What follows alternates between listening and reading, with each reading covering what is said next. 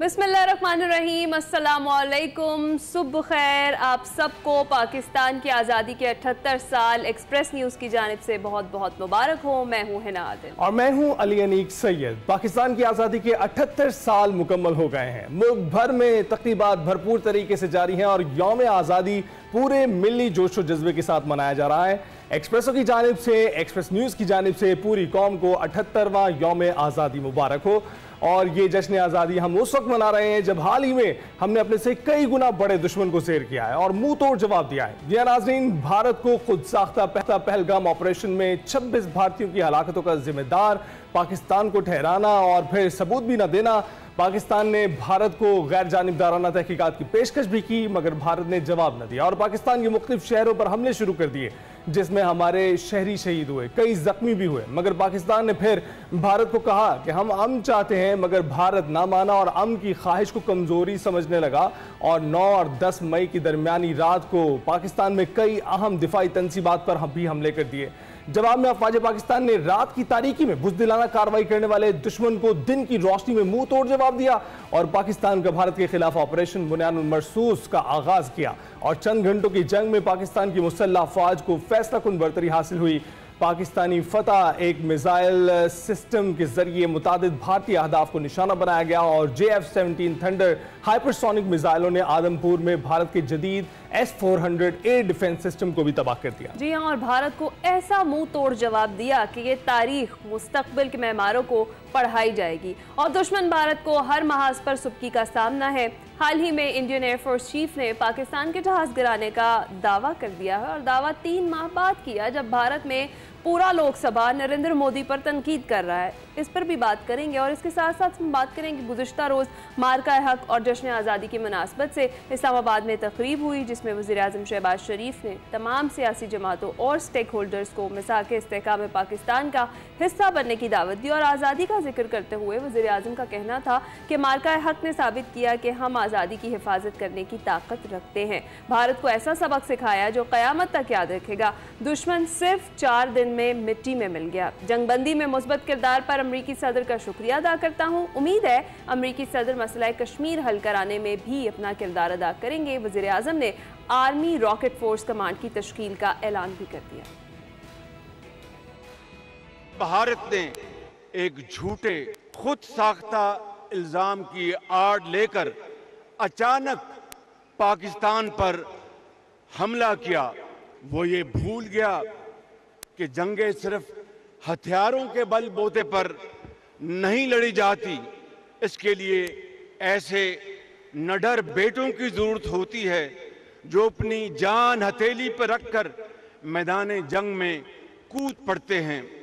सिर्फ 4 दिन के अंदर भारत का गरूर मट्टी में मिल गया, क्योंकि उसका सामना उस जरी फौज से हुआ जिसकी पुश्त पर सिपा सलार field marshal Syed Asim Munir, chairman joint chief of staff committee general Sahir Shamshad Mirza, air chief marshal Zaheer Babar और naval chief admiral Naveed Ashraf जैसे बहादुर और काबिल अस्करी सालार खड़े थे और उनकी कमान में वो जवान थे जिन्होंने भारत को तारीख का वो सबक सिखाया जो उसकी आने वाली नस्लें भी क़यामत तक याद रखेंगी। मैं अमेरिका के सदर डोनाल्ड ट्रंप का भी खुलूस दिल से शुक्रिया अदा करता हूं, जिन्होंने अपनी टीम के साथ मिलकर जंग बंदी के लिए मस्बत और ठोस किरदार अदा किया। मुझे कभी उम्मीद है कि खित्ते में देर पा अमन के लिए सदर डोनाल्ड ट्रंप कश्मीर का मसला अक़वाम मुत्तहिदा की करारदादों और इंसाफ के तकाज़ों के मुताबिक हल करवाने में अपना भरपूर किरदार अदा करेंगे। आर्मी रॉकेट फोर्स की तश्कील एक बड़ा ऐलान है और इसके बाद खुशियां और भी दुबाला हो गई हैं, जिस पर हमने बात करनी है। और इसके लिए हमारे साथ साबिक निगरान वज़ीर आला सिंध ब्रिगेडियर रिटायर्ड हारिस नवाज मौजूद हैं। अस्सलाम वालेकुम ब्रिगेडियर साहब, आपको आवाज़ आ रही है हमारी? वालेकुम अस्सलाम, आई कैन हियर यू।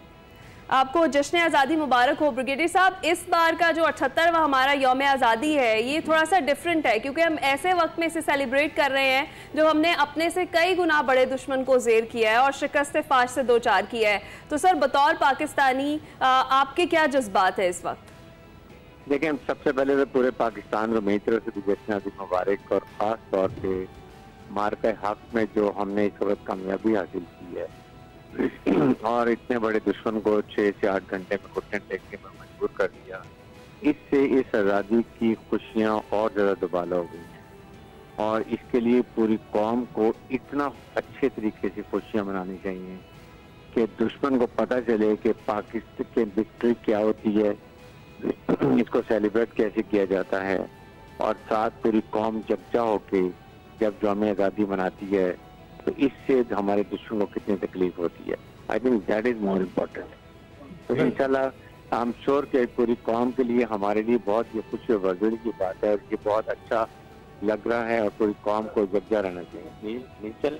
तो जनाब ब्रिगेडियर रिटायर्ड हारिस नवाज साहब से भी हम बात कर रहे थे, वो भी यही कह रहे हैं कि इस बार की जो 14 अगस्त है, इस बार की जो सेलिब्रेशंस है, उनका मज़ा दोबाला हो गया और वो इस तरह दोबाला हुआ है कि जिस तरीके से हमने अपने दुश्मन को इबरतनाक शिकस्त दी है और उसके बाद फिर जो हमारा दुश्मन है वो अपनी खिफत मिटाने के लिए जगह जगह घूमता फिर रहा है, लेकिन हर जगह से कहीं भी जो उसका बयानिया है वो बिक नहीं सका है। आज का जो जश्न है गली गली मोहल्ले मोहल्ले में सेलिब्रेट किया जा रहा है और बच्चा बच्चा इस वक्त उठा हुआ है और वो सेलिब्रेशंस में जो है ना पार्टिसिपेट कर रहे हैं। आज के दिन का आगाज़ जो है वो मुल्क और कौम की तरक्की खुशहाली की दुआओं से किया गया, तोपों की सलामी से किया गया, मज़ार क़ायद पर जो गार्ड्स की तब्दीली है उससे किया गया, और फिर पाकिस्तान जो है उसकी जो सेलिब्रेशंस है, उसकी आज़ादी की सेलिब्रेशंस है, 78वां यौम आज़ादी है पाकिस्तान का, उसको सेलिब्रेट किया जा रहा है मुल्क भर में। और बल्कि पाकिस्तानी जहाँ जहाँ दुनिया में बस रहे हैं वो इस दिन को सेलिब्रेट कर रहे हैं। कल रात भी मुख्तलिफ तकारीब ही हुई जो रात गए तक जारी रहीं और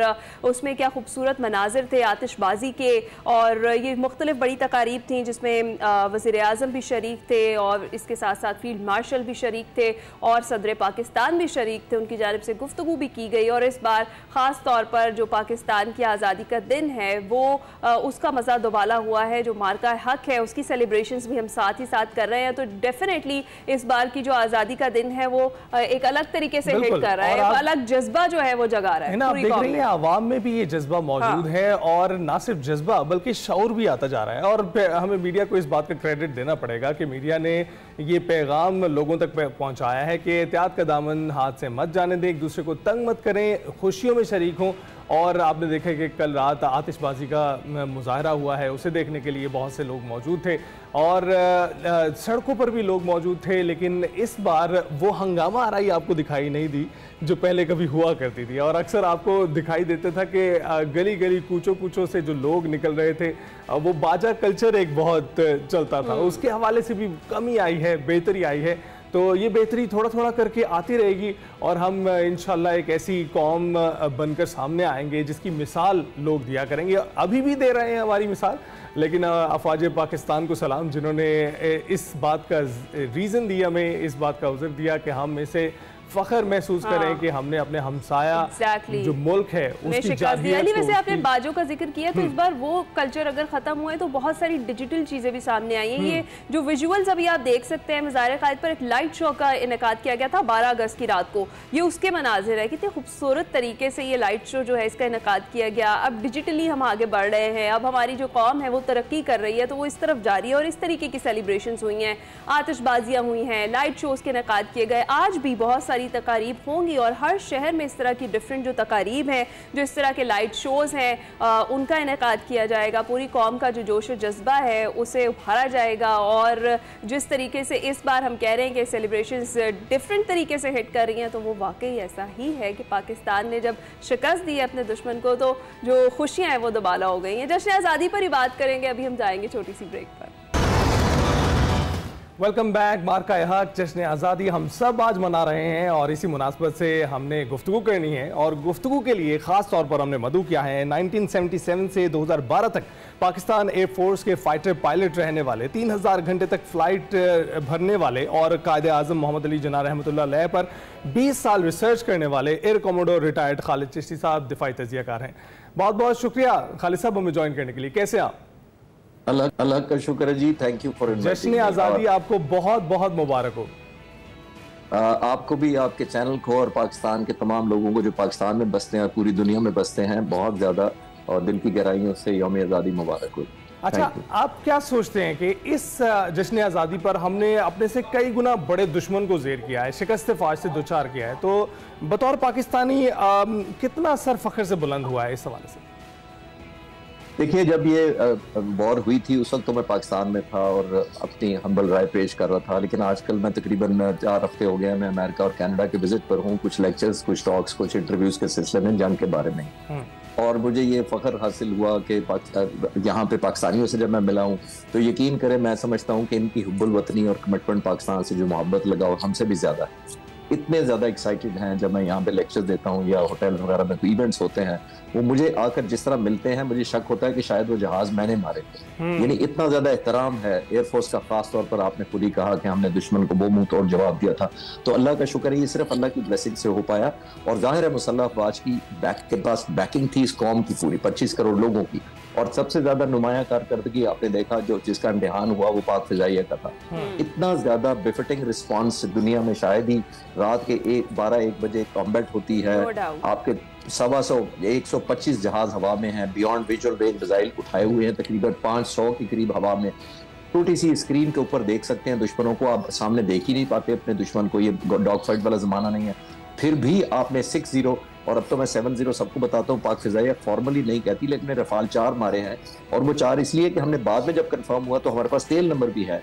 और वो कौम को ये बहुत बड़ी फतह है जो, और ये यूनिटी है। मेरी दुआ है कि इस मुल्क का जो दफा है वो इसी तरह मजबूत रहे और आने वाले वक्तों में दुश्मन को ये पता हो कि जब भी वो हमारी गैरत को ललकारेगा, हमारी सॉवरेनिटी को ललकारेगा, या हमारे आने वाले बच्चों के मुस्तकबिल को खराब या डिस्ट्रॉय करने का या हमारे ख्वाब को तबाह करने की कोशिश करेगा, तो यही जवाब होगा। मैं तो यहाँ देखकर बहुत, मुझे पहली दफा 14 अगस्त शायद मैंने बाहर मनाया है, तो मुझे तो रिनाउंड एक जज्बा यहाँ पे अपने मुक़ब्बल वतनी का, यहाँ जो मैंने कार्ड या जिसको कहते हैं ना इंडिकेशन या फीलिंग्स दिखी हैं, वो ऑल टुगेदर शायद एक्सप्लेन भी नहीं की जा सकती। वो वही मैंने बात की थी कि पाकिस्तान में या पाकिस्तान से बाहर जहां जहां पाकिस्तानी हैं वो अपने तरीके से सेलिब्रेट कर रहे हैं, और इस बार वाकई डिफरेंटली सेलिब्रेट कर रहे हैं क्योंकि इस बार का मज़ा जो है वो दुबाला हो गया। अभी आपने भी ऑपरेशन बुनियादन मरसूस का जिक्र किया, फिर जो उसमें भारत को इबरतनाक शिकस्त हुई, तो आपने देखा है कि अब अपनी खिफत मिटाने के लिए रोज़ नित नए बयानात, मुज़क्का खेज़ बयानात सामने आ रहे हैं उनके, और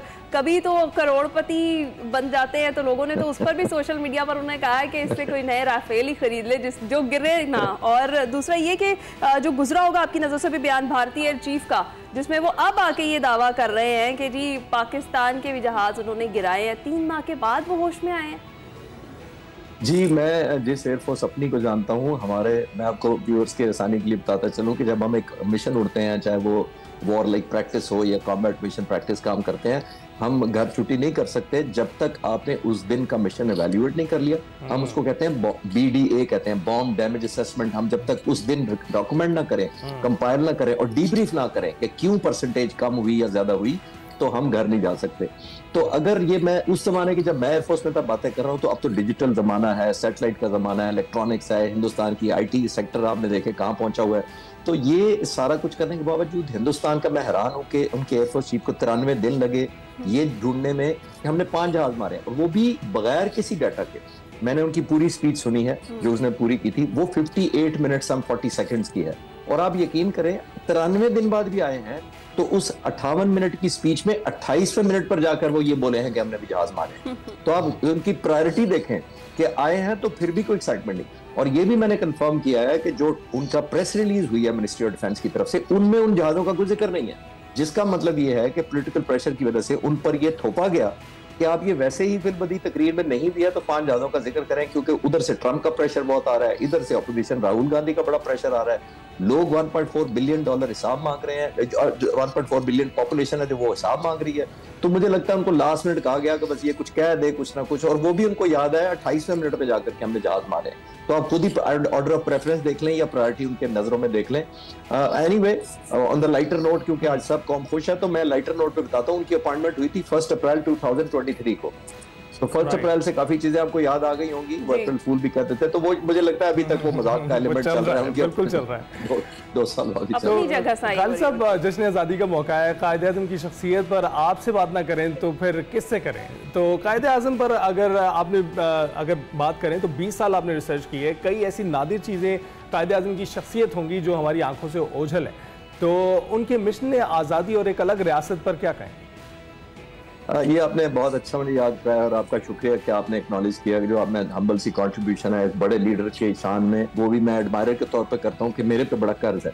इस मुल्क ने मुझे एक कमोडोर बनाया, मुझे 3000 घंटों के जो आप बता रहे थे कि फाइटर जहाज रोजाना दिया उड़ने के लिए, इतने $1 मिलियन का, और मेरे पे ट्रस्ट किया। और ये सब कुछ तभी मुमकिन था कि मेरे ऑब्वियसली कायद-ए-आज़म के वसीले से ये मुल्क हमें मिला, अल्लाह की रहमत से। एक बात। दूसरी बात यह है कि हमें रिन्यूड एक सेंस ऑफ अचीवमेंट आज मिलनी चाहिए। बहुत सारे नौजवान बच्चे जो आप जैसे होते हैं, उनके ज़हनों में हमने डाउट्स पैदा किए हैं कि ये मुल्क मिलना चाहिए था, होना चाहिए था, लेना भी चाहिए था कि नहीं लेना चाहिए था, क्योंकि हमने लीडरशिप की वो शायद मिसाल सामने एग्जिबिट करते हुए नहीं देखी जो कायद-ए-आज़म की थी। मैं आपको छोटा सा वाकया सुनाता चलूं कि कायद-ए-आज़म को पाकिस्तान से रोकने के लिए पहले माउंटबेटन ने, फिर नेहरू ने, फिर गांधी ने इतनी कोशिश की कि आप सोचिए ऑफर क्या करते हैं। उनको ऑफर किया गया कि अगर आप पाकिस्तान की जिद छोड़ दें तो हम आपको पूरे हिंदुस्तान का पहला वजीर आजम बनाने को तैयार है। ये ज़हन में रखिएगा, पूरा पाकिस्तान KPK से लेकर बांग्लादेश तक, ये इसको पाकिस्तान हिंदुस्तान होना था।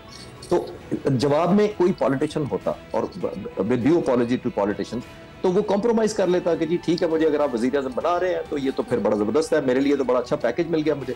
कायद-ए-आज़म जवाब क्या देते हैं, आप जरा विजुलाइज करें। अंग्रेजी में कहते हैं, जो तुम गांधी को कहते हैं कि जो आप मुझसे मांग रहे हैं वो मेरे कौम की अमानत है, और मैं अमीन होने के नाते अपने कौम की अमानत नहीं बेच सकता।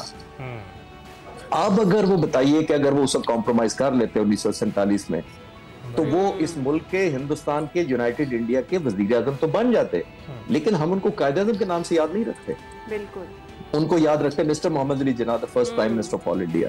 तो ये लीडरशिप का सैक्रिफाइस होता है। अपने लिए पावर बच्चों के ज़हनों में डाला जाता है। कायद-ए-आज़म को पावर का शौक था, कायद-ए-आज़म को अपॉइंटमेंट चाहिए थी, मुतनाज़े किया जाता है। तो अगर किसी ने पावर लेनी थी तो पूरे हिंदुस्तान का प्राइम मिनिस्टरशिप इसी शख्स को ऑफर हो रही थी, पावर थी। तो फिर देखें, मैं ये कहना चाह रहा हूँ, कन्विंस करना चाह रहा हूँ यूथ को कि उन्होंने अपनी सेहत देखिए, टीबी किसी को नहीं बताई, सबसे बड़ी बात है, और अपने पे जबर लेते रहे। ट्रैवलिंग उनको सख्ती से मना की गई थी, वो हर वक्त ट्रेनों का सफर करते थे, जहाज उस तरह होते नहीं थे जिस जमाने में। तो ये कमिटमेंट थी, डिवोशन थी, आखिरी वक्त तक वो मेरा 20-20 घंटे काम करते थे। तो हमें भी उनसे ये इंस्पिरेशन लेनी चाहिए कि जो पाकिस्तान उन्होंने दिया था। मुझे अफसोस है कि आप जैसे नौजवानों को वो पाकिस्तान हैंड ओवर हमारी ये मुझसे पहले आने वाली नस्ल वो नहीं कर सकी।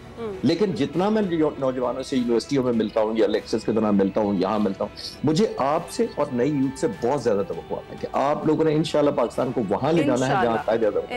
इंशाल्लाह। बहुत बहुत शुक्रिया कमोडोर खालिद चिश्ती साहब हमारे साथ मौजूद थे। जश्न सेलिब्रेशंस जारी हैं, हम जाएंगे छोटी सी ब्रेक पर। वेलकम बैक नाज़रीन। आज एक्सप्रेसो में हमारे साथ मौजूद हैं पाकिस्तान की एक ऐसी बेटी जिससे साबित कर दिया है कि हौसला आज़म और मेहनत के सामने कोई रुकावट ही नहीं रहती। ये कहानी है साइमा सलीम की, जो ना सिर्फ MPhil इंग्लिश लिटरेचर में टॉप पोजीशन हासिल करने वाली शख्सियत हैं, बल्कि मुश्किल एग्ज़ाम जो CSS का एग्ज़ाम है उनकी तालिबा हैं, और उन्होंने इसका इम्तिहान दिया और 6ठी पोजीशन हासिल की। ख़वातीन में पहली पोजीशन हासिल करके फॉरेन सर्विस ऑफ पाकिस्तान का हिस्सा बनी। बसारत से महरूम होने के बावजूद उन्होंने अपनी सलाहियतों के बल पर न सिर्फ पाकिस्तान की वजारत ख़ारजा में नुमाया खिदमात अंजाम दी, बल्कि अक़वाम मुत्तहिदा में पाकिस्तान की मुस्तकिल मिशन जनीवा में बतौर सेकंड सेक्रेटरी दुनिया के सामने पाकिस्तान का मौक़िफ़ बड़ी जुर्रतमंदी से पेश किया। कश्मीर के मसले से लेकर पानी को बतौर हथियार हथियार इस्तेमाल करने के आलमी खदशात तक साइमा ने हमेशा सच्चाई, दलील, एतमाद से बात की। उनका सफर महज जाती कामयाबी नहीं है, बल्कि पाकिस्तान की हर उस लड़की के लिए पैगाम है जो ख्वाब देखती है और उन्हें पूरा करने के लिए मेहनत करती है। मजीद साइमा सलीम से ही बात करते हैं। हाँ, हमारा फखर, हमारी पहचान कह ले पाकिस्तान की, हमारे साथ मौजूद है साइमा सलीम साहिबा, पाकिस्तानी रुकन है अक़वाम मुत्तहिदा की। उन्हें कर लेते हैं। अस्सलाम वालेकुम साइमा साहिबा, आपको जश्न आज़ादी बहुत बहुत मुबारक हो। आप कैसी हैं? जी अस्सलाम वालेकुम, thank you so much for inviting me in the programme firstly. और मैं आपके चैनल के तवस्सुब से सारी कौम को जश्न आज़ादी की मुबारकबाद देना चाहती हूँ। ये बहुत ख़ास दिन है हमारे मुल्क के लिए और ये हमारे लिए एक सोच का वक्त है कि हमें अपने मुल्क के लिए काम करना है, इसकी तरक्की और इसकी खुशहाली के लिए। बिल्कुल साइमा साहिबा, आज चुके हम जश्न आज़ादी के मौके पर सारी चीज़ें डिस्कस कर रहे हैं। हम चाहेंगे कि हम आपके इस जर्नी को डिस्कस करें, हम आपके जर्नी को सुने आपसे कि कब से आपने इस सफ़र का आगाज़ किया, जो कि डेफिनेटली चैलेंजेस से भरपूर होगा, लेकिन आपने उनको ओवरकम किया और फिर आप कैसे आगे आए। ज़रा अपने इस सफ़र के बारे में हमें बताइए। जी, पाकिस्तान में क्योंकि जैसे दूसरे डेवलपिंग कंट्रीज में पर्सन्स विद डिसेबिलिटीज के लिए उतनी फैसिलिटीज अवेलेबल नहीं होती और शुरू में काफ़ी चैलेंजिंग था, पढ़ाई में मुश्किलात आती थी हर स्टेज पर, लेकिन मेरे पेरेंट्स की सपोर्ट और हमारे माशरे में बहुत से ऐसे लोग हैं जो बहुत अच्छे फलाही काम करते हैं। मैंने एक स्कूल से पढ़ा जो कि एक NGO रन करती थी, अजीज जहान बेगम ट्रस्ट फॉर द ब्लाइंड। मेरे और मेरे बैचमेट्स के लिए पाकिस्तान में पहली दफ़ा लाहौर बोर्ड ने ब्रेल में एग्ज़ाम कंडक्ट कराया, क्योंकि हम चाहते थे कि हम खुद अपने एग्ज़ाम में अपेयर हों, खुद पेपर दें, ना कि किसी को डिक्टेट कराया जाए। जब आप किसी को अपने पेपर्स डिक्टेट कराते हैं तो वो शायद आप जो कहना चाह रहे हैं या जो एक्सप्रेस करना चाह रहे हैं वो वैसा ना कर पाए। इसके बाद पंजाब यूनिवर्सिटी ने ब्रेल में एग्ज़ाम कंडक्ट कराया। मैंने कनेड में बैचलर्स में भी गोल्ड मेडल लिया, मास्टर्स में भी गोल्ड मेडल लिया और इसके बाद सोचा कि कुछ डिफरेंट करना चाहिए, तो गवर्नमेंट ऑफ पाकिस्तान में CS में पर्सन विद डिसेबिलिटी को अलाउ किया।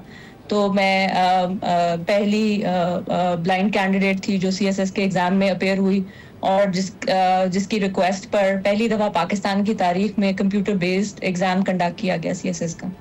बिल्कुल, और ये मुश्किल तरीन इम्तिहान है, CSS मुकाबले का इम्तिहान कहलाता है। आपने उसमें 6ठी पोजीशन हासिल की, ख़वातीन में पहली पोजीशन हासिल की, आपने अपनी जर्नी शेयर की और we can not tell you के how extremely we are proud of you.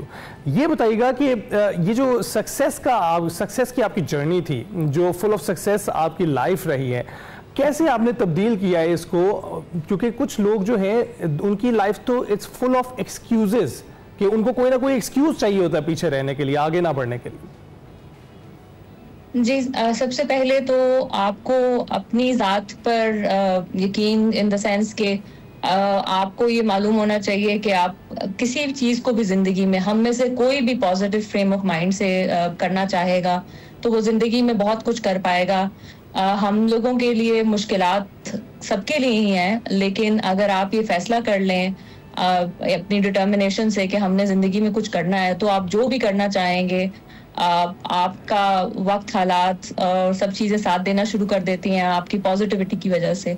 और एट द सेम टाइम आपको अल्लाह पे ट्रस्ट होना चाहिए कि आप जो चाहेंगे अल्लाह ताला आपके लिए वैसी अपॉर्चुनिटीज़ क्रिएट कर देगा। सो आई थिंक सबसे इम्पोर्टेंट चीज़ जो होती है, एक पॉजिटिव माइंडसेट होता है। उस पॉजिटिव माइंडसेट के साथ हम जिंदगी में कुछ भी अचीव कर सकते हैं और हम में से कोई भी कुछ भी ऐसा करना चाहे जो लोग समझते हैं कि हो नहीं सकता, वो पॉसिबल हो जाता है। बड़ी खूबसूरत बात आपने की है साइमा साहिबा। अच्छा, आपने अपनी यूनिवर्सिटी का जिक्र किया, CSS का जिक्र किया, फिर CSS में कामयाबी के बाद अक़वाम मुत्तहिदा में जो पाकिस्तान की नुमाइंदगी करने का आपका सफ़र था, वो कैसा रहा? वहाँ तक आप कैसे पहुँची हैं?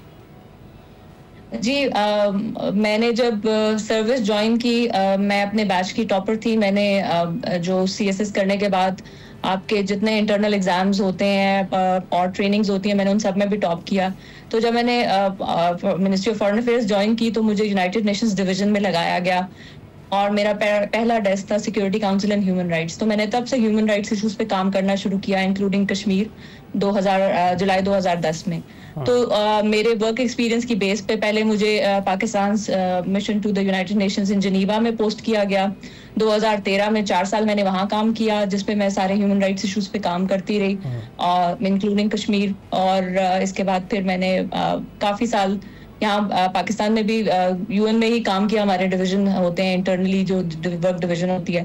इसके बाद मुझे 2020 में न्यूयॉर्क पोस्ट किया गया। 2021 से मैं न्यूयॉर्क में सर्व कर रही हूँ और मैं बड़े फख्र से ये बात कह सकती हूँ कि पाकिस्तान की नुमाइंदगी करना, और जब आप पाकिस्तान के डेस्क पे बैठते हैं और अपने मुल्क को रिप्रेजेंट करते हैं, उससे खूबसूरत फीलिंग कोई हो ही नहीं सकती। और वो एक बड़ा प्राउड मोमेंट होता है। वो आपको बहुत एनर्जी देता है, बहुत आप में ऑप्टिमिज्म लाता है कि आप अपने मुल्क को रिप्रेजेंट कर रहे हैं, आप उसके लिए कुछ करना चाहते हैं और आप उसके लिए रियली हमें कुछ करने की ज़रूरत है। तो मेरे लिए ये बहुत बड़ा प्राइड था कि मैं थ्रू आउट मुझे अपॉर्चुनिटी मिली कि मैं पाकिस्तान को रिप्रेजेंट कर सकूं, अपने मुल्क की आवाज़ सारी दुनिया तक पहुंचा सकूं। बिल्कुल। और आपने पाकिस्तान की बात की, तो जो पाकिस्तानी मुआशरे इदारों में माजूर अफराद के लिए तब्दीलियाँ, मसलन जो पॉलिसी में तरामीम है, किस तरह से मुमकिन हुई और ये कितनी ज़रूरी है आपके ख्याल से? जी, वक्त के साथ साथ कुछ चेंजेस आ रहे हैं, पॉलिसी में चेंजेस आ भी रहे हैं, और ग्रेजुअली जैसे ही persons with disabilities different departments join कर रहे हैं। सबसे इम्पोर्टेंट तो माइंडसेट होता है, अवेयरनेस होती है। जब लोग देखते हैं कि आप एक प्रोडक्टिव मेंबर ऑफ जो आपकी वर्क प्लेस होती है उसका बन सकते हैं, तो उन पॉजिटिव एटीट्यूडनल चेंजेस के साथ आहिस्ता आहिस्ता पॉलिसी में भी चेंजेस आ रहे हैं। और मेरा ख्याल से बहुत कुछ मजीद भी करने की ज़रूरत है टू प्रोवाइड इनेबलिंग एनवायरनमेंट, क्योंकि पर्सन विद डिसेबिलिटीज़ के साथ जब वो काम करते हैं उनको ये इशू नहीं है कि उनके अंदर कैपेसिटी नहीं है या पोटेंशियल नहीं है। वो तो मैंने और मेरे बहुत से और साथियों ने जो डिफरेंट डिपार्टमेंट्स में काम कर रहे हैं बहुत एम्पली डेमोन्स्ट्रेट किया है। चैलेंज ये है कि आपको इनेबलिंग एनवायरनमेंट मिलना चाहिए जिसमें सर्टेन फैसिलिटीज होती हैं जो रिक्वायर्ड होती हैं, जो मुहैया की जानी चाहिए, जो किसी हद तक की जा भी रही हैं, लेकिन उसमें मजीद काम करने की ज़रूरत है, क्योंकि एक अच्छा वर्क प्लेस एनवायरनमेंट आपको की प्रोडक्टिविटी बढ़ाता है। बिल्कुल ऐसा ही है। और साइमा साहिबा, आप हैं तो रहनुमाई करने के लिए भी मौजूद हैं, और जो हुक्मरान यहाँ पर बैठे हैं वो मजीद जो सहूलियात पैदा कर सकें और बाहर से लर्न करके यहाँ पर अप्लाई कर सकें, उसे ज़रूर करना चाहिए। साइमा साहिबा, बहुत बहुत शुक्रिया हमसे गुफ्तगू करने के लिए। आपको एक बार फिर जश्न आज़ादी, और इसके साथ साथ keep doing the good work, keep making us proud. और जब सुबह सुबह आपको जगाया तो उसके लिए माजरत भी कि आप हमारे साथ इस वक्त मौजूद हैं। तो सुबह से ये ना याद आया कि सुबह सुबह चाय ना हो ना तो गुजारा नहीं होता है। एग्जैक्टली ऐसा ही है। हर पाकिस्तानी की तरह जी हमारी एनर्जी भी सुबह चाय का सिप लेने के बाद ही बढ़ती है, और हमें एक नई उम्मीद की किरण भी जागती है। और एक अच्छी चाय हर पाकिस्तानी के दिल को जीत लेती है। तो मुश्किलात से मत घबराएं, उनका सामना करें एक नए अज़्म के साथ, और एक कप चाय से दिन को आसान बनाइए। इस बार फिर से आपको पता है कि टपाल दानेदार लेकर आया मेरे फेवरेट पाकिस्तानी सॉन्ग का नया ट्विस्ट। हम ब्रेक लेते हैं, आप ऐड देखिए। वेलकम बैक टू एक्सप्रेसो जी। आपको पता है कि आज हम 78वां यौम आज़ादी मना रहे हैं, और ये कैसे हो सकता है कि हम इसमें अपने हीरोज़ को खिराज तहसीन पेश ना करें? ये कैसे हो सकता है? तो आपकी मुलाकात अब करवाते हैं दुनिया की 9 बुलंद तरीन चोटियां सर करने वाले कोहपेमा साजिद सतपारा से, जिन्होंने महज 29 साल की उम्र में 8000 मीटर से बुलंद दुनिया की 9 चोटियां सर कर दी हैं, और जिनमें K2, नागा पर्वत, ब्रॉड पीक, गाशरबम 1 और गाशरबम 2 शामिल है। साजिद सतपारा लेजेंडरी पाकिस्तानी कोहपेमा मरहूम मोहम्मद अली सतपारा के बेटे हैं। मजीद जश्न आज़ादी के मौके पर उनसे उनके गुज़िश्ता पुरखतर सफरों की कहानी हम सुन लेते हैं। Ajay, thank you very much हमें ज्वाइन करने के लिए। जश्न आज़ादी आपको बहुत बहुत मुबारक हो। और सबसे पहले ये बताइएगा कैसा फील कर रहे हैं मार्का हक के बाद अपने वतन में, क्योंकि आप तो 9 ऐसे मार्के पहले से कर चुके हैं जिसमें आपने ऑक्सीजन का इस्तेमाल भी नहीं किया था। जी अस्सलाम वालेकुम, थैंक यू वेरी मच। तो पूरी कौम को मेरी तरफ से जश्न आज़ादी मुबारक। तो जी अल्हम्दुलिल्लाह, क्योंकि हम पहाड़ी लोग हैं और मेरी पैदाइश भी ऐसे इलाके में सिकरदू के एक नवाही गांव सतपारा में मेरी पैदाइश हुई है। तो बचपन से ही हम पहाड़ों में पैदा हुए हैं। तो अल्हम्दुलिल्लाह बचपन से ही पहाड़ों में पैदा होने की वजह से एक स्टेमिना था और उसी में गुल मिल गए थे। तो जब मैं जवान हुआ तो मैंने माउंटेनिंग का आगाज़ किया, एक प्रोफेशनल क्लाइंबिंग का। तो और अल्हम्दुलिल्लाह मैंने दुनिया की जो 9-8 माउंटेन्स है, जिनमें K2, broad peak, Everest, Annapurna, Manaslu और काफ़ी माउंटेन्स है जिनको विदाउट ऑक्सीजन समिट किया। तो बहुत खुशी होती है, स्पेशली जब हम किसी भी पहाड़ को सर करते हैं तो सबसे पहले अपने मुल्क का, अपने इस सबसे लाली परचम को लहराते हैं, तो एक सेटिस्फेक्शन और एक दिली खुशी होती है जब भी पहाड़ों को समेट करते हैं। तो इंशाल्लाह आगे भी मेरा मिशन है जो वर्ल्ड के जो 14 हाई पीक्स हैं, जो 14 800 तो उनको विदाउट ऑक्सीजन क्लाइम करना है और पाकिस्तान का परचम लहराना है इंशाल्लाह। इंशाल्लाह हमें पूरी उम्मीद है कि आप ऐसा करेंगे। आपने बताया घर ही से आपने जो है ना ये पहाड़ों का सफर शुरू कर दिया, क्योंकि पहाड़ों में ही आप पैदा हुए। किस चोटी को साजिद सर करते हुए, जो बगैर ऑक्सीजन के सर करते हुए आपको सबसे ज्यादा खतरा महसूस हुआ और कभी हिम्मत हार गए और वापस चले गए हों, ऐसा कभी हुआ? जी जो मैं K2 विंटर जो अनक्लाइम था 2020-21 में, जो विंटर एक्सपीडिशन में अपने वालिद के साथ मौजूद था, जो अली सतपारा और जॉन स्नोरी और हमारी एक पूरी टीम वहाँ पे मौजूद थी। तो विंटर सबसे जो एक हार्डेस्ट और एक्सट्रीम एडवेंचर होता है और अनक्लाइम था K2 विंटर। उस वक्त तक दुनिया के 13 जो 800 क्लाइम हो चुके थे और K2 अनक्लाइम था। तो उसमें जब हम समेट पुश कर रहे थे 5 फरवरी को, जब बोतलने के करीब पहुंचकर मैं विदाउट ऑक्सीजन था, तो उसमें मेरी एनर्जी लॉस हो गई और उस एनर्जी नहीं रही। तो उधर से मैं वापस हुआ। तो मेरी ज़िंदगी का सबसे एक टफेस्ट मिशन था। तो बाकी अल्हम्दुलिल्लाह मैंने एवरेस्ट क्लाइम किया विदाउट ऑक्सीजन, K2 क्लाइम किया समर में, और नंगा पर्वत, ब्रॉड पीक, कशमरू 1, 2 सारे माउंटेन्स विदाउट ऑक्सीजन क्लाइम किए। लेकिन विंटर में मैं कोई बोतलनेक से वापस आए जी विदाउट ऑक्सीजन ट्राई करते हुए। बिल्कुल Sajid, we are really proud of you. और आपने अपने वालिद का जिक्र कर लिया, हमारे हीरो हैं वो, और हम उन्हें बहुत मिस करते हैं। लेकिन आप बताइएगा क्या चीज़ ऐसी है जो आप उनकी बहुत ज़्यादा मिस करते हैं? जी वालिद अक्सर तो मेरे वालिद के दोस्त अक्सर देखते थे, क्योंकि वालिद भी एक यंग थे और मैं उनका बड़ा बेटा था, एल्डर सन। तो अक्सर यकीन नहीं करते थे, क्योंकि हम बाप बेटा हैं, अक्सर कहते थे कि आप भाइयों की तरह लगते। तो हम दोस्तों की तरह होते थे। अक्सर अपने गाँव में अक्सर पहाड़ों पर साथ जाते थे क्लाइंबिंग के लिए, अक्सर खेलते थे साथ में। तो अपने ज़िंदगी के जो फर्स्ट टाइम जो K2 में गया था 2018 में, तो अपने वालिद के साथ किया था क्लाइंबिंग के लिए। तो 2020-21 में जब वालिद का ये हादसा हुआ तो मैं भी उस वक्त के साथ था। तो अक्सर पहाड़ों में जाता हूँ, जब स्पेशली K2 में जाता हूँ। इस साल मैं K2 में था, रिसेंटली कोई 15-20 दिन हुए वाक़े। जब भी मैं उस कैंप पे जाता हूँ, मोस्टली कैंप 2, कैंप 3, जहाँ पर वालिद के साथ वक्त गुजारा, तो अक्सर याद आते हैं। स्पेशली पहाड़ों पे अपने गाँव जाता हूँ, जब खेलता हूँ तो वालिद की याद आती है। स्पेशली अक्सर ऐसे मोमेंट्स होते हैं उसमें वालिद की याद आती है। लेकिन आप अपने वालिद का नाम खूब रोशन कर रहे हैं, वो बड़े खुश होंगे आपको इस तरह से अचीव करते हुए, चीज़ें देखते हुए। अच्छा साजिद, वैसे तो नज़ारे कुदरत के सभी खूबसूरत हैं, क्योंकि रब्बे कायनात की बनाई हुई हर चीज़ बड़ी खूबसूरत है। लेकिन पहाड़ों पर जाकर किस पहाड़ पर आपको लगा कि ये जो नज़ारा है बड़ा खूबसूरत है, यहाँ बार बार जाने का आपका दिल किया हो? जी जो K2 स्पेशली आप one of the beautiful summit कहते हैं। अक्सर जो पहाड़ों पर भी नंगा पर्वत को क्लाइम करते हैं, एवरेस्ट क्लाइम करते हैं, तो सारे पहाड़ों के जो व्यूज़ हैं, स्पेशली वेदल क्लियर होता है समिट पे, तो अमेजिंग होते हैं, बहुत खूबसूरत होते हैं। लेकिन K2 का जो समिट है one of the beautiful summit है। जब मैंने 2019 में फर्स्ट टाइम क्लाइम किया था तो परफेक्ट वेदर था इसका।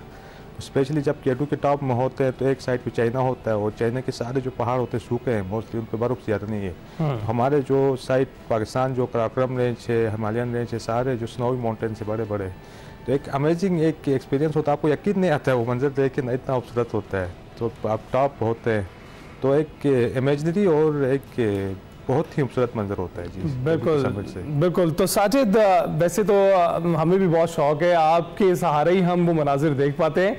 तो ये बताइएगा कि इस वक्त जश्न आज़ादी मना रही है पूरी कौम, तो इस मौके पे आप इक़्तिदार में बैठे हुए जो हुक्मरान हैं उन तक कोई पैगाम पहुंचाना चाहें?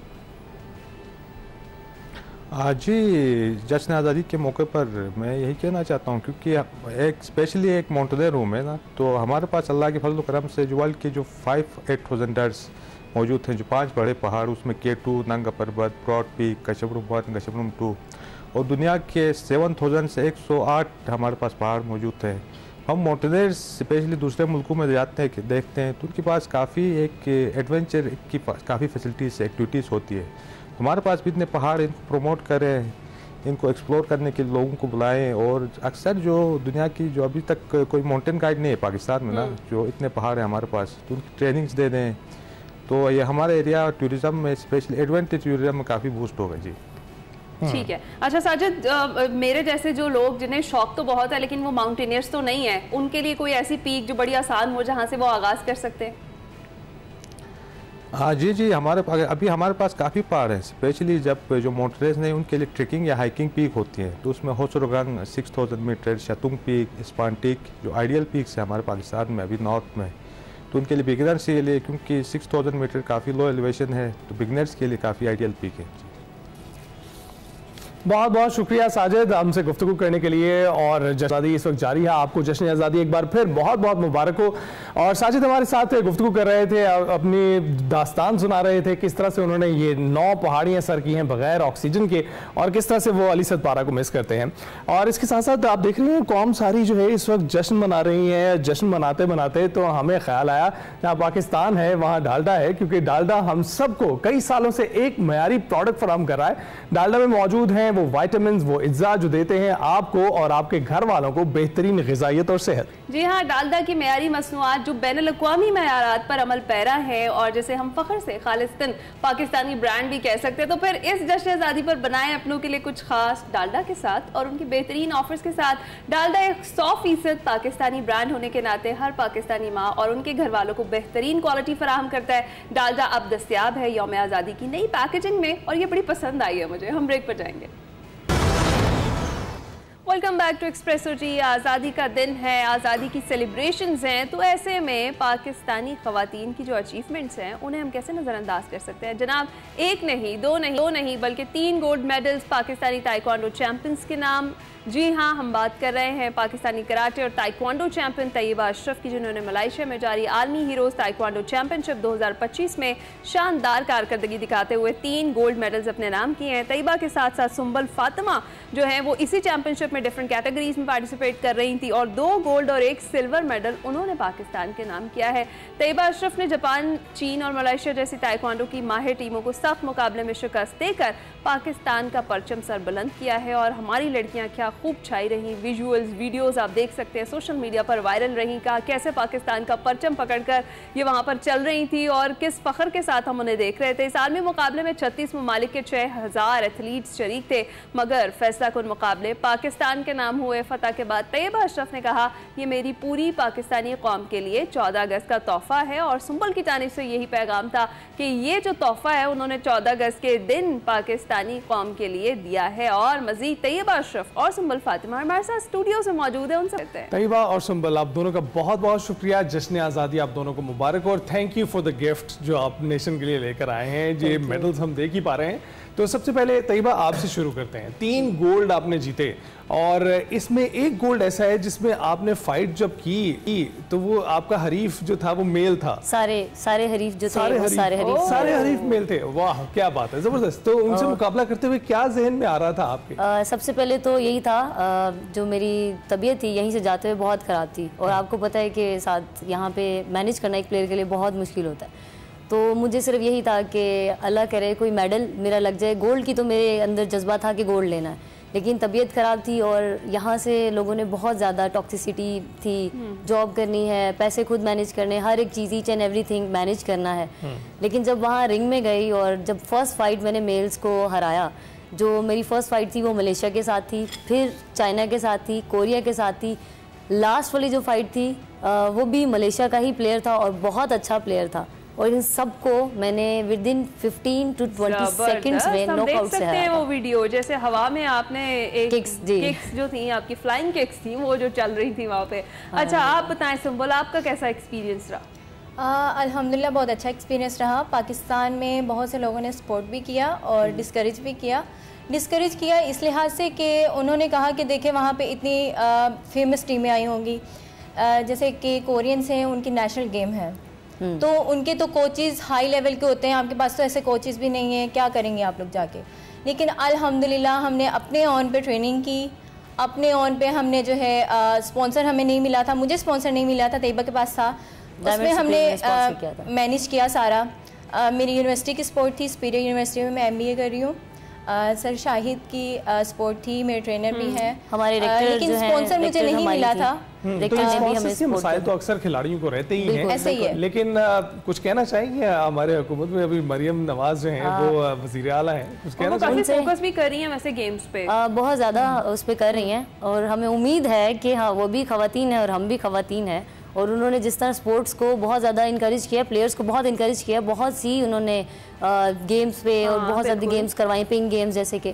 तो हमें उम्मीद है कि मरियम नवाज साहिबा हमें अप्रोच करेंगी। और मैं इसके साथ साथ ये कहना चाहूँगी कि इससे पहले इमरान खान साहब ने स्पोर्ट्स पर्सन होके भी स्पोर्ट्स के लिए कुछ नहीं किया, लेकिन मरियम नवाज इंशाल्लाह ज़रूर करेंगी वो, और वो कर रही हैं। बिल्कुल कर रही है। एक्सप्रेसो के प्लेटफॉर्म से हम भी यही इंतजार करेंगे कि फोकस किया जाए जी इस तरफ, ये हमारी टैलेंटेड लड़कियां हैं और ये चाही हुई हैं। अच्छा, मुझे तैयबा ये बताएं कि कितनी ज़्यादा चैलेंजिंग हो जाती है गेम या चैम्पियनशिप जिसमें आपने पार्टिसिपेट करना है और सब कुछ अपने ओन पे करना है, जब आपको स्पॉन्सर के मसाइल हो, जब आपको हुकूमत की सरपरस्ती ना हो, तो स्टेप बाय स्टेप बताएंगी कहाँ से मुश्किलात शुरू हो जाती हैं? स्टार्टिंग से ही होती है। पहला तो हमारा ये होता है कि कोच मिलना, हमें सबसे पहले हमारी ट्रेनिंग आती है, डाइट आती है, और यही बता रही हूँ कि हम लोग बहुत ज़्यादा हॉस्पिटल थे। मैं हॉस्पिटल से होके गई थी, मेरी इंजरी थी और उसको हम लोग लेके चला, इसकी इंजरी थी और वहाँ पे मैं कोच भी थी, इसकी कोच भी मैं थी, इंटरनेशनल कोच थे, हमने वहाँ पे कोचिंग भी करवाई और वहाँ के लोगों ने भी बहुत इनकरेज किया क्योंकि हमारे पास गोल्ड थे। हमारी टीम देखा उन्होंने कितनी अच्छी है कि हम दोनों की, और स्पेशली जब हम वहाँ गए तो सॉरी टू से मुझे ये कहना पड़ेगा क्योंकि हमारे साथ जो टीममेट थे उन्होंने कोऑपरेट भी नहीं किया। तो हम दोनों अपने ऑन पे थे, खुद मैनेज किया, खुद गए कि कौन सी, क्योंकि वहाँ पे 9 मैट्स, आपने देखा होगा बहुत बड़ा हॉल था, 9 मैट्स थे। कुछ फाइट्स की वीडियो बन भी नहीं पाई हमारी। जब फाइनल फाइट थी मेरी, उस फाइट्स में जो है हम लोग आए, तो वहाँ ये होता है कि खुद ही मैनेज करना पड़ा हमें। ना हमारे पास कोच था प्रॉपर, ना हमारे पास कोई फिजियो था, क्योंकि प्लेयर्स की जो हमारी जो इंजरीज वगैरह होती है उसके लिए डाइट प्लान के लिए हमारे पास डाइटिशियन चाहिए होता है, फिजियोथेरेपिस्ट चाहिए होता है। ये सब चीज़ें चीज़ें हमारे पास बिल्कुल भी नहीं थी। लेकिन मैं इसमें ये कहना चाहूँगी, हम पाकिस्तानी हैं, हम ब्रेव हैं, हम फीमेल्स हैं और हम कर सकते हैं। ये हमें यही अपने आप को प्रूव करना, मुसीबत को आड़े नहीं आने, मेडल्स तो घर लेकर जाओ, कोई इंजरी, कोई स्पॉन्सर, कोई मसला आगे नहीं आने दिया। और ये देखिए खवातीन हमारी कितने पुरज़्म होकर जा रही हैं, अपनी मदद आपके तहत पहुंच रही हैं और खुद ही हैंडल कर रही हैं सब चीज़ें। We are very proud of you. Thank you. तो सुंबल, इतनी अच्छी कोच आपको मिल गई तो आपने तो गोल्ड लाना ही था, ट्रेनिंग कितनी की फिर आप लोगों ने? बिल्कुल, ट्रेनिंग भी हमने साथ साथ रखी। ऐसा नहीं है कि हमने ट्रेनिंग को नज़रअंदाज किया इन सारी चीज़ों में, नहीं, हमने ट्रेनिंग का एक अपना टाइम बनाया हुआ था। मॉर्निंग में और इवनिंग में हम लोग अपने साथ जॉब भी करते हैं, स्टडी भी करते हैं और साथ अपना ट्रेनिंग को भी स्पेसिफिक टाइम देते हैं। नींद पूरी नहीं थी हमारी, हम लोग रात के 12 बजे पहुंचते थे। मेरा ख्याल आउट ऑफ एक्साइटमेंट नहीं होगी, आप लोग चैंपियनशिप खेलने जा रहे थे, बहुत सारे और मजे की बात इस इवेंट के लिए फर्स्ट टाइम हम वुमेन्स जो पाकिस्तान से प्रेजेंट कर रही थी, वो जस्ट हम दोनों थी कि पाकिस्तान को हम प्रेजेंट करें। और क्या खूब आज आज़ादी के दिन का तोहफा आपने पाकिस्तानियों को दिया। इस बार 78 हमारी जो है वो आज़ादी सेलिब्रेशन चल रही है। अच्छा, ट्रेनिंग के साथ साथ डिसिप्लिन भी बड़ा ज़रूरी है और टाइम मैनेजमेंट भी, जिस तरह उन्होंने कहा कि आप पढ़ भी रही हैं, तो तैयबा किस तरह मैनेज करती हैं? दिन में कितने घंटे ट्रेनिंग बहुत ज़्यादा ज़रूरी है करनी, वो ना की जाए तो फिर आप फॉर्म से आउट भी हो सकते हैं। बिल्कुल, अगर एक दिन भी गैप किया जाए तो ये ताइक्वांडो की ट्रेनिंग ऐसी है कि आपकी फ्लेक्सिबिलिटी, आपकी किक्स जो है वो फ्लेक्सिबिलिटी कम होती जाती है, किक्स आपकी हाइट से नीचे आ जाती है। तो हम क्या करते थे, फजर के टाइम पे उठते थे, रनिंग करते थे, ट्रेनिंग करते थे। फिर मेरी जॉब थी, मैं जॉब पे जाती थी, 9 to 5 जॉब होती थी। एक्चुअली उन्होंने ही स्पॉन्सर किया, लेकिन 9 to 5 जॉब उसमें कॉपरेट नहीं किया गया। तो 9 to 5 जॉब करते थे, उसके बाद वापस आते थे। हमारा एक फिटनेस का अपना चैनल है, हम फिटनेस ट्रेनिंग भी देते हैं। अपना क्लब है ऑनलाइन। हाँ, ऑनलाइन हम लोग ट्रेनिंग करवाते हैं फीमेल्स को। अच्छा, और क्या नाम है जी आपके fitness channel? Tayyaba and Sumbal fitness, TS fitness ji. जरूर, जिसको चाहिए ट्रेनिंग, आप ऑनलाइन ट्रेनिंग जरूर, मैं तो लूंगी। मुझे सेल्फ डिफेंस के लिए सीखना है जी अपने लिए, तो मैं डेफिनेटली लूंगी, मैं ऑनलाइन क्लासेस लूंगी बेशक, क्योंकि आजकल ऑनलाइन का ही दौर चल रहा है। कैसा रिस्पांस कैसा मिल रहा है सुंबल ऑनलाइन, जिस तरह से आप लोग सिखा भी रहे हैं, तो कितनी लड़कियां इंटरेस्टेड है? अल्हम्दुलिल्लाह फिलहाल जो है हमारा स्टार्टअप है, तो हमारे पास US और सऊदीया से भी है माशाल्लाह हमारे क्लाइंट्स। तो अच्छा चल रहा है और बहुत सी लड़कियां इनकरेज हो रही हैं, आ रही है सीखने के लिए। ज़्यादा से ज़्यादा वो यही कहते हैं कि हमने मेल से नहीं सीखना, क्योंकि हम कंफर्टेबल फील नहीं करती। और तो हम रिकमेंड भी यही करते हैं कि फीमेल से करें। हमने बनाया भी इसीलिए कि फीमेल, जस्ट फॉर फीमेल, क्योंकि आप फीमेल्स नहीं कर सकते, खुद गुजर चुके हैं ना कि आप लोगों को परेशानियां आई हैं, तो आगे हमारे पास कोई कोच नहीं थी फीमेल, हमने मेल से ही किया स्टार्ट। ये खुला तजाद नहीं है, ये ट्रेनिंग जो है आप सिर्फ फीमेल को दे रही है, लेकिन जब आप फाइट करने जाती हैं तो उसमें फिर मेल को पटक देती हैं। अच्छा, ये गोल्ड भी दिखाइएगा हमें जरा, जबरदस्त। देखिए जनाब, 5 गोल्ड मेडल और 1 सिल्वर मेडल देख रहे हैं ना, आपने बच के रहना है अभी। हाँ, स्क्रीन पे। और अगर आपको ट्रेनिंग चाहिए तो आप उनकी फ्लाइंग चलती है, लड़कों को पछाड़ देती है, डिस्क्रिमिनेशन की जा रही है।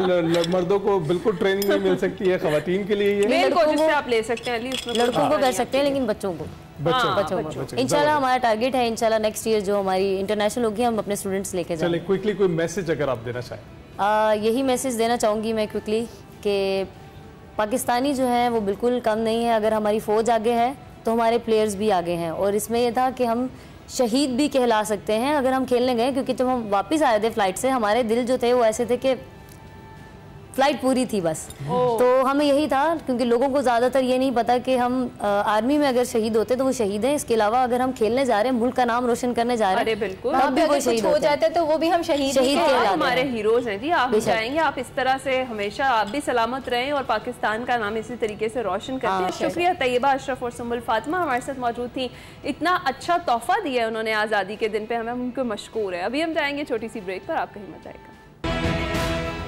वेलकम बैक टू एक्सप्रेसो जी। आपको पता है पाकिस्तान की आज़ादी के 78 साल मुकम्मल हो गए हैं। मुल्क भर में तकरीबात भरपूर तरीके से जारी हैं, हम भी सेलिब्रेट कर रहे हैं। इसी सेलिब्रेशन को दोगुना करने के लिए हमारे साथ इंतहाई पर्टिनेंट हमारे गेस्ट मौजूद हैं। फ़ाद अली काज़मी साहब, उन्हें हम स्टूडियोज़ में खुशामदीद कहेंगे। अस्सलाम वालेकुम प्रोफेसर साहब, कैसे हैं आप? जी वालेकुम अस्सलाम, आप सबको जश्न आज़ादी बहुत बहुत मुबारक माशाल्लाह। जी बिल्कुल, आपको भी बहुत मुबारक हो। अच्छा फ़ाद साहब, जब हम बात कर रहे हैं सेलिब्रेशंस की, अचीवमेंट्स की, लेकिन कहीं ना कहीं हमें लगता है कि पिछले 78 बरसों में ऐसा हमने कुछ किया है, हमने ऐसा क्या किया कि हम एक ही जगह रुक कर रह गए और हम आगे नहीं बढ़ सके? आई थिंक थोड़ा सा इनवैलिड होगा ये कहना कि हम रुक के रह गए। मेरा ख्याल है हमने इन सर्टेन एरियाज बहुत प्रोग्रेस भी की है और बहुत सी जगहों पे इवॉल्व भी किया है। अगर हम 1947 के उन हालात को देखें जहाँ पर ये नेशन स्टेट हमने कार्व आउट की थी, और वो सर्कमस्टांसिस क्या थे, मतलब हमारे जो डिट्रैक्टर्स थे, क्रिटिक्स थे, वो कह रहे थे कि ये मुल्क जो है ये नाउज़ुबिल्लाह शबनम के कतरे है, ये शबनम के कतरों की तरह तहलील हो जाएगा। और ऐसी बातें, ऐसी थेरीज प्रपोर्ट की जा रही थी कि शायद पाकिस्तान इस पार्टीशन के बाद एट सम पॉइंट यूनिफिकेशन की तरफ वापस चला जाए, बिकॉज ये स्टेट वाइबल नहीं है। बिल्कुल। तो हमने अपने क्रिटिक्स को we have proven them wrong by the fact that we still exist. अगर आज हम एग्जिस्ट कर रहे हैं, हम आलम इस्लाम की पहली न्यूक्लियर पावर हैं, दुनिया की 7वीं न्यूक्लियर पावर हैं, हम मिलिटरली एक बहुत ही स्ट्रॉन्ग और एक स्ट्रेटिजिक हमारा जो पोस्चर है वो एक तगड़ा पोस्चर है। तो आई थिंक हमने गेन भी किया है। ऐसा नहीं है कि जहाँ से हम शुरू हुए थे, हाँ आइडियल सिनेरियो तो नहीं है, और भी आगे जा सकते थे, एक्सेलरेट कर सकते थे, और बहुत से एस्पेक्ट्स में बेहतर हो सकते थे। बट आप ये देखें कि जहाँ से चले थे, जहाँ पहुँचे हैं, फिर भी we have covered a lot of ground, और आज के दिन मेरा ख्याल है हमें उसको थोड़ा सेलिब्रेट भी कर लेना। बिल्कुल सेलिब्रेट करना चाहिए। बिल्कुल, हम भी इसीलिए यहाँ पर आज मौजूद हैं। और आप देखें कि मैं आई सेकंड ईयर ओपिनियन पहले तो, और देखें कि जब भी पाकिस्तानी का नाम आता है, आपको पता होता है कि किसी भी वक्त इनके लिए सरप्राइज के लिए तैयार रहें, क्योंकि जब आप सबसे ज्यादा कम तवक्को कर रहे होते हैं पाकिस्तानी, तो ये तभी परफॉर्म करते हैं। और अभी आप मार्का हक की मुनासबत से भी देखें, सेलिब्रेशन उसी की मुनासबत से चल रही है आज। तो आप देखें कि मार्का हक में भी पाकिस्तानी अफवाज से जो हमारी एक्सपेक्टेशन थी, उन्होंने उसे एक्सीड किया है। तो आपको क्या लगता है ये जो पाकिस्तानी कौम है ये कितनी रिजिलियंट है और ऐसे वक्तों में कैसा परफॉर्म करती है? कौम के अंदर बहुत ज़्यादा रिजिलियंस है, इसमें कोई शक नहीं है। और जस्ट द फैक्ट कि जो आपका दुश्मन है जो क्रॉस द बॉर्डर बैठा हुआ है, कितना बड़ा है हर तरह से, उसकी इकोनॉमी, उसकी मिलिट्री, उसका पैसा, उसके रिसोर्सेज, हर लेवल के ऊपर। जस्ट द फैक्ट कि अगर आप अपने दुश्मन को रोकते हैं और फिर फतह पाते हैं, अपने आप को हमेशा डिफेंड करते हैं। पड़ोसी मुल्क के ये एक बहुत बड़े एनालिस्ट हैं, वो ये कहते हैं कि आप 1947 से अब तक देख लें कि ये जो बॉर्डर है जिसको हम इंटरनेशनल बॉर्डर कह रहे हैं, 1 इंच भी वो कभी इधर नहीं आ सके। ये बहुत बड़ी बात है। आपका साइज, उससे आप अपने ज्योग्राफिकल साइज को देखें, आप अपनी पॉपुलेशन को देखें, आप अपने रिसोर्सेज को देखें, आप कहीं मैच नहीं करते न्यूमेरिकली, मिलिटरली, रिसोर्सेज के लेवल पे। लेकिन वो जो जज्बा है, वो जो रेजिलियंस है, वो जो पैशन है, हमने 1965 में देखा, हमने जब अपना न्यूक्लियर प्रोग्राम डेवलप किया हमने तब देखा, हमने जब उन्होंने 3 और 2 धमाके किए, हमने 5 और 1 6 धमाके करके उनका जवाब दिया। इस मार्के के अंदर देख लें, बल्कि इससे पहले 2019 की भी बात करनी चाहिए कि जब पाकिस्तान एयरफोर्स ने तब भी उनको मजा चखाया था किस तरह से, चाय का कप, हाँ चाय का कप और अभिनंदन, वो सारी बिल्कुल हमारे सामने है वो एपिसोड। और अब ऑपरेशन बुनियानुल मरसूस और मार्का हक, आई थिंक आप दुनिया के बड़े बड़े जो एनालिस्ट्स हैं उन्होंने इसको रिकॉर्ड किया है कि रीसेंट हिस्ट्री की सबसे बड़ी एयर वॉर हुई है। 120 जहाज फजा में है। बिल्कुल आप ये देखें कि वो 80 जहाजों के साथ आए हैं, आपके तकरीबन 30 से 40 जहाज थे मुकाबले में, और ये BVR का मुकाबला है, बियॉन्ड विजुअल रेंज। बिल्कुल, तो ये BVR का मुकाबला है, ये स्ट्रैटेजी का मुकाबला है, ये टैक्टिक्स का मुकाबला है। रिसोर्सेज में फिर वो ज्यादा है, वो अपने बेस्ट एयरक्राफ्ट्स लेके आए हुए हैं, जनरेशन 4.5 राफेल्स है वहां पे। आपका जो सारा गियर है वो चाइनीज है प्राइमरीली, वो अगर हम उसको वैसे रेट करें तो वो उस स्टेप पे नहीं है, एट पार नहीं है टेक्नोलॉजी। लेकिन जो आपकी एक्यूमन है, आपकी विजडम है, आपकी हिकमत है, आपके टैक्टिक्स हैं, और जो आपकी अफवाज का जज्बा है, मेरा ख्याल है उस जज्बे को हमें सलाम करना चाहिए कि एयर चीफ जो है वो सिचुएशन रूम के साथ एक मैट्रेस के ऊपर सो रहे हैं। आपके जो फील्ड मार्शल साहब हैं किस तरीके से वो लीड कर रहे हैं, leading from the front. Navy भी हाई अलर्ट है। तो इन लोगों ने बताया है कि कौम के अंदर एक खास किस्म की, जो आप वर्ड बार बार बोल रहे हैं, रेजिलियंस, वो है। और ये 14 अगस्त मेरा ख्याल है this can be a defining moment in the history of Pakistan. लोगों ने किताबें लिखी हैं रेजिलियंस पर पाकिस्तानी, बेशक। अच्छा फाज साहब, जिस तरह से आपने भी बात की कि जज्बा हमारा बुलंद है, और ख़ास तौर पर अगर हम अपनी यूथ की बात करें, क्योंकि 65% जो आबादी है हमारी वो नौजवानों पर मुश्तमिल है, तो हमारी नज़रें भी अपने नौजवानों की तरफ हैं। और आपको लगता है कि अगले 22 सालों में जब 100 साल का पाकिस्तान होगा तो ये नौजवानों के हाथ में होगा? नहीं, बिल्कुल। पाकिस्तान तो एक ऐसी सोसाइटी है जिसमें यूथ बल्ज की यहाँ पे बात हो रही है ना, यहाँ पे यूथ एक क्रिटिकल मास है हमारे पास। और अगले 22 सालों में क्या, बल्कि अगले 5 सालों में भी ये आप देखेंगे डेमोग्राफिक्स कैसे तेजी से तब्दील हो रहे होंगे। और आज का जो टीनेजर है वो 20s में होगा, वो मैनेजमेंट की पोजीशंस की तरफ जा रहा होगा। ये बहुत बड़ा क्रिटिकल मास है।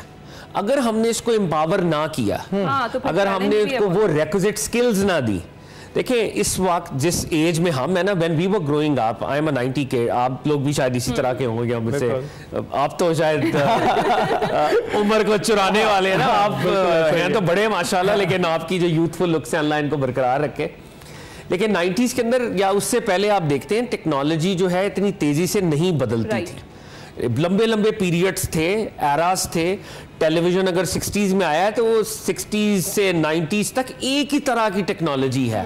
आप, मैं मिसाल के तौर पे बात कर रहा हूँ, लेकिन आप देखें कि कितनी तेजी से टेक्नोलॉजी में एक्सेलरेट हो रही है, इवॉल्व हो रही है, चेंजेस आ रही हैं, जिसकी वजह से नई नई स्किल्स आपको सीखनी पड़ेंगी।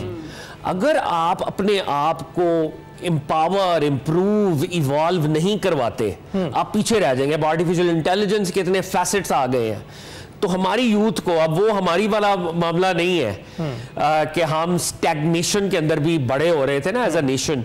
आप देखिए स्पोर्ट्स की एक एग्जांपल हम ले सकते हैं। हमारी नस्ल की तो बात ही ना करें, हम लोग तो बहुत बहुत बदकिस्मत रहे इस हवाले से कि जो हमारी पिछली जनरेशन थी वो माँ बाप जो है आपको बताते, समझाते और अच्छी तरह सख्ती से बताते थे, और अब हमें बताया गया कि बच्चों को वैसे नहीं समझाना। अब तरबियत के एस्पेक्ट्स भी तब्दील हो गए। तो हमारे लिए तो ये इस दहाई में चीजें बहुत बदल गई है। लेकिन अभी आप देखें यहाँ पर जब आप मुख्तलिफ सोशल प्लेटफॉर्म्स पे देखते हैं, हमारे नौजवान बता रहे होते हैं कि कैसे पॉजिटिव एनर्जी अट्रैक्ट करनी है, कैसे लोगों को मुस्बत चीज़ें बतानी है, उनसे मुस्बत चीज़ें सीखनी है।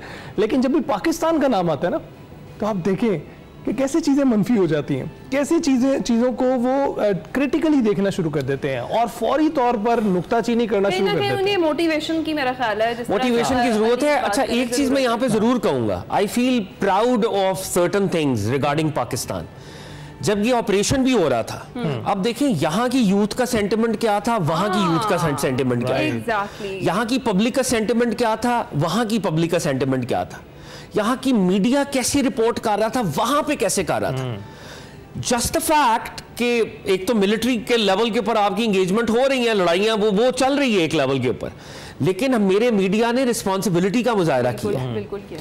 पाकिस्तान के अंदर यूथ के अंदर पब्लिक एट लार्ज के अंदर अभी भी सेल्फ अकाउंटेबिलिटी या क्रिटिकल वॉइसेस हैं। हम अपने बड़ों को भी एट टाइम्स क्रिटिसाइज करते हैं, यहां पर अभी भी ये स्पेस है। हम जंग नहीं चाहते कभी भी, हम कभी भी यहाँ पे वॉर हिस्टेरिया क्रिएट नहीं करते। जब मुसल्लत कर दी जाए तो हाँ, वॉर हिस्टेरिया क्रिएट नहीं करते यहाँ पे। यहाँ का नौजवान बल्कि सेल्फ क्रिटिकल होगा। लेकिन आप देखें कि ऐसी हिंदुत्वा वाली पॉलिसी वहां पर आ गई है, वो उनके नौजवानों के अंदर भी आ गई है, वो उनके पब्लिक एट लार्ज के सेंटिमेंट के अंदर भी आ गई है, उनके मीडिया के अंदर भी आ गई है। आई थिंक ये भी वो फर्क है जो मुझे आज एक प्राउड पाकिस्तानी बना रहा है। बिल्कुल। मेरे यहाँ हमने यहाँ पे बड़ी बात हम करते थे कि जी आज़ादी इज़हार राय कम है ज़्यादा है, व्हाटएवर, ये डिबेट रहती है। लेकिन आप जरा पड़ोसी मुल्क जाके देखें, क्या मूडी के इंडिया के अंदर आपको इजहार राय की आजादी मिल रही है? क्या मूडी को आप क्रिटिसाइज कर सकते हैं कि यार ये क्या है, ये वो what have you done? Operation Sindoor एक फॉल्स फ्लैग ऑपरेशन, तुमने पहलगाम को एक्सक्यूज बना के, यानी अब कोई भी दहशतगर्दी का हमला होगा तो हाँ, तो बिलियंस ऑफ लोगों को आप at the brink of war ले जाएंगे। तो मेरा ख्याल है यहाँ पर मुझे अपने नौजवानों का वो जो सेल्फ क्रिटिकल होना है वो कहीं ना कहीं, नौजवानों के लिए पैगाम दे दें जो आप। मैं एक चीज जरूर कहूंगा नौजवानों को, पाकिस्तान की ना हिस्ट्री को जरूर पढ़ें इन लेटर एंड स्पिरिट। इकबाल क्या सोच रहे थे? इकबाल एक ऐसा पाकिस्तान चाह रहे थे, इकबाल का ये खुतबा है, जो अरब इंपीरियलिज्म से पाक हो, अरब मलूकियत से। तो हम इकबाल का पाकिस्तान इसको बनाना चाहते हैं, कायद का Pakistan, rule of law, constitutionalism. इस इकाई के जो पिलर्स हैं, उनके रोल्स हैं, वो वही रोल्स करते रहे। That is what Quaid Azam wanted. तो मेरी यूथ जब तक वो प्रोसेस नहीं ना सीखेगी और पढ़ेगी कि मुस्लिम लीग 1906 में बनी, 1906 से 1940 तक क्या हो रहा था, 1940 से 47 में क्या न्यूक्लियर चेंज आई है, जब तक हम वो चीज इनकलकेट नहीं करेंगे हमें पाकिस्तान की वैल्यू समझ नहीं आएगी। बिल्कुल नहीं समझ आएगी। बहुत बहुत शुक्रिया फाज साहब हमसे गुफ्तगू करने के लिए। और जनाब, जिस तरह हम कह के मुस्बत सोच रखें अपने वतन को लेकर, अपने आप को लेकर, अपनी कौम को लेकर, क्योंकि अगर आप अकेले चलेंगे तो आप कितने भी अच्छे क्यों ना हो, आप अकेले ही चल रहे होंगे। आपको अपनी कौम को अपने साथ लेकर चल रहा है और हाथों में हाथ थामे उसको आगे बढ़ाना है। ब्रेक के बाद हाजिर। वेलकम बैक जनाब। पूरी कौम जश्न मना रही है, आज़ादी का जश्न मना रही है, तो हमारी पूरी कोशिश है कि आपकी इस जश्न की खुशी को दुबाला किया जाए। और अभी हम हाजिर हैं, तो इसको दुबाला करने के लिए हमने राब्ता किया है मुस्तनसर हुसैन तारड़ साहब से, क्योंकि हमें पता चला था कि वो इस वक्त हमारी बिल्डिंग में मौजूद है अपनी एपिसोड रिकॉर्ड करवाने के लिए, जो कि आज़ादी से मुतल्लिक ही है। तो हमने कहा कि क्यों ना उनको मदऊ किया जाए, और उनसे बेहतर कौन गुफ्तगू कर सकता है आज के दिन की मुनासबत से। बहुत बहुत शुक्रिया मुस्तनसर हुसैन तारड़ साहब, आपने हमें ज्वाइन किया। सबसे पहले तो सर, जश्न आज़ादी मुबारक हो आपको। आज के दिन के हवाले से क्या कहेंगे? आज 14 अगस्त, और ऑब्वियसली जिस तरह मैं ईद मुबारक कहता रहा हूँ, आज आपको आज़ादी मुबारक भी कहता हूँ। और ये सुबह ऐसी हुई है कि मेरे जो पेसमेकर लगा हुआ है ना, ये मुझे पता चल गया कि आज 14 अगस्त है, क्योंकि ये ज़रा ज़ोर से धड़का। अब मैं क्या बयान करूँ कि मेरी क्या कैफियत है। यानी ये जान लीजिए कि जैसे कैद में शख्स हो ना, हम कैद में थे ना ब्रिटिश की, और उसके बाद इतना अरसा हो गया आज़ाद हुए, लेकिन उसको वो कैद फिर भी याद रहती है, और उस कैद को याद रखने में ही लुत्फ़ है उस आज़ादी का जो को आपको हासिल हुई। तो हमेशा ये याद रखिए कि हम कैद में थे, और ये भी याद रखिए कि ये जो इतना बड़ा सेटअप है इस चैनल का, सैकड़ों चैनल्स का, ये कोई सेटअप नहीं होने थे। मेरे जैसे लोग मतलब कि फुटपाथों में बैठ के रेवड़ियाँ बेच रहे होते। ये सारा इस आज़ादी का तोहफा है, पाकिस्तान का तोहफा है। बेशक, इसके लिए हमें शुक्रगुजार होना चाहिए। बेशक होना चाहिए शुक्रगुजार। साहब, आपकी मौजूदगी का फ़ायदा उठाएंगे। आपको पता है कि एक्सप्रेसो को 5 साल मुकम्मल हो गए और आप पहले दिन से एक्सप्रेसो के साथ ही हैं। 5वीं सालगिरह के मौके पर क्या कहेंगे? एक्चुअली एक्सप्रेसो की 5वीं सालगिरह ये सिर्फ एक्सप्रेसो की नहीं है, मेरी भी। क्योंकि अगर आप रेलेवेंट रहना चाहते हैं, आप लोगों तक वो कुछ पहुंचाना चाहते हैं जो शायद आप किताबों में नहीं लिख पाते, अपने दिल की बात कहना चाहते हैं, तो मैंने अपने दिल की तमाम बातें एक्सप्रेसो के वो शॉर्ट जो प्रोग्राम होते थे 5-6 मिनट के, निकले थे तलाश थे उसमें कहीं। और बिलीव मी कि मेरी किताबों का शायद उतना असर नहीं हुआ जितना इन शॉर्ट प्रोग्राम्स का हुआ।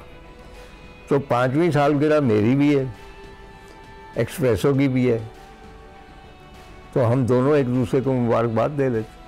मुस्तनसर साहब, आपने तो हमारा खून और बढ़ा दिया है, आपका बहुत बहुत शुक्रिया। अच्छा ये बताइएगा कि आप निकले तेरी तलाश सेगमेंट का जिक्र किया, तो उसमें आपकी तमाम किताबें डिस्कस हुई हैं, उनको कवर किया गया है, कैसा तजर्बा रहा है आपका? एक्सप्रेसो में मेरी बेशतर किताबें भी डिस्कस हुई, और मैं हमेशा ये कहता हूँ कि सफ़रनामा निगार जो है, चाहे कितना ही नालायक हो, मुझ जैसा हो, वो उसके पास एक बड़ा कमाल का होता है तजर्बा जो किसी और शख्स के पास नहीं होता, और वो ये होता है कि अगर 15 दिन का सफ़र किया तो 6 महीने आपने उसको लिखा है मेहनत करके, तो आप 6 महीने उस सफ़र में रहे हैं।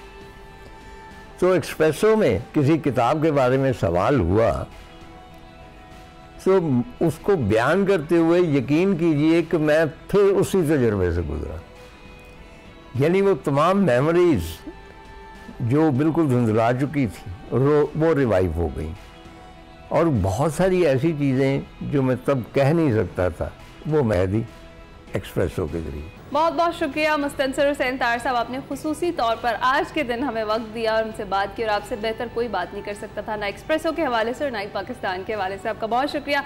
अच्छा जनाब, सेलिब्रेशंस चल रही हैं और आपको पता है कि हर दिल हर ज़बां पर है एक टाइमलेस, एक यादगार नेशनल क्लासिक, और 3 डेकेड्स के बाद पेप्सी लाया है वही एंथम, पेप्सी दिल दिल पाकिस्तान की म्यूजिक वीडियो। एक सफ़र है पाकिस्तान के आइकॉनिक एरास का। इस वीडियो में वाइटल साइंस को ट्रिब्यूट दिया गया है, जिन्होंने अर्ज़े पाक के लिए एंथम दिया, और म्यूजिक, इमोशन और सेलिब्रेशन को मिला के पेप्सी फिर से सेंटर स्टेज पर है। जहां पॉप कल्चर और पाकिस्तान मिलते हैं, 1980 में पेप्सी की जो हिमायत से पॉप कल्चर को मेन स्ट्रीम में लाया गया था, और पेप्सी ने यूथ म्यूजिक को प्रमोट करने वाला पहला ब्रांड है जिससे वाइटल साइंस जैसे उभरते हुए म्यूजिक बैंड को एक प्लेटफॉर्म मुहैया किया था। जैसे वाइटल साइंस आप जानते ही हैं कि मशहूर मकबूल ब्रांड है। पाकिस्तान में मौसीकी के मुस्तकबिल की तश्कील दी गई, और ये आने वाले म्यूजिक स्टार्स के लिए भी अपनी सरमायाकारी जारी रखे हुए हैं।